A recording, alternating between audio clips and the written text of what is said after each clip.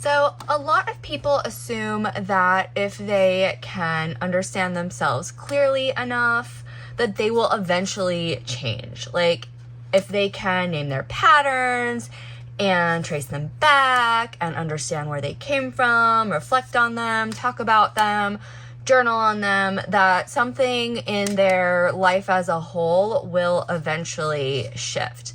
And that type of insight absolutely does matter, but I don't really think insight itself is usually what is the thing that creates the transformation. Because what I see often is people who are already really self-aware, like they journal, they understand their patterns, they pursue personal growth, they work to change their habits. But it's almost like that there is something in their life that still keeps unfolding in the same way. They still find themselves like in the same habitual ways of being. And that is really because insight alone often doesn't really always reach these like deeper layers where deeper transformation and change actually happen.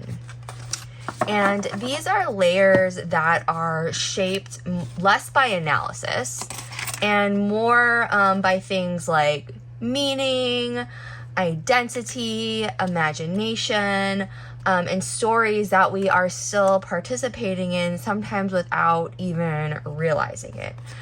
So in my work, the type of work that I do, I'm much more interested in those deeper layers, right? So not just like understanding what's happening in a person's life, but how they are actually experiencing themselves within it, right? And how that experience is organized by like familiar roles, narratives, like inner patterns of meaning, and ways of relating to themselves that kind of feel almost automatic and habitual. I think about it as like operating kind of under the spell of habit, right? And sometimes that transformation doesn't necessarily begin with more understanding, more journaling, more prompts. It begins with a different kind of engagement with yourself or with the self more generally. And I help folks access that largely through like reflection and symbol and imagery, writing, structured exploration practices, and even, through ritual, through creative processes. And a lot of it is more experiential, right? Not just kind of sitting there and thinking about it, right?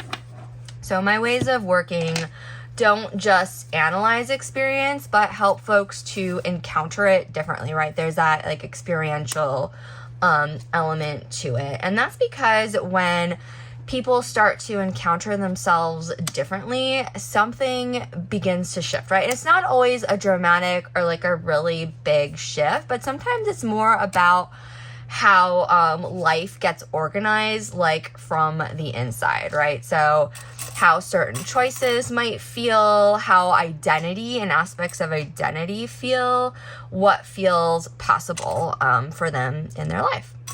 So if this resonates, if this kind of way of working resonates with you, I offer a set of transformation sessions for folks who are in that kind of a process. So people who are thoughtful, self-aware, and just really kind of have this sense or this growing awareness that something deeper within themselves, within their lives, is asking to shift. And you can find out more information on working with me in my transformation sessions below.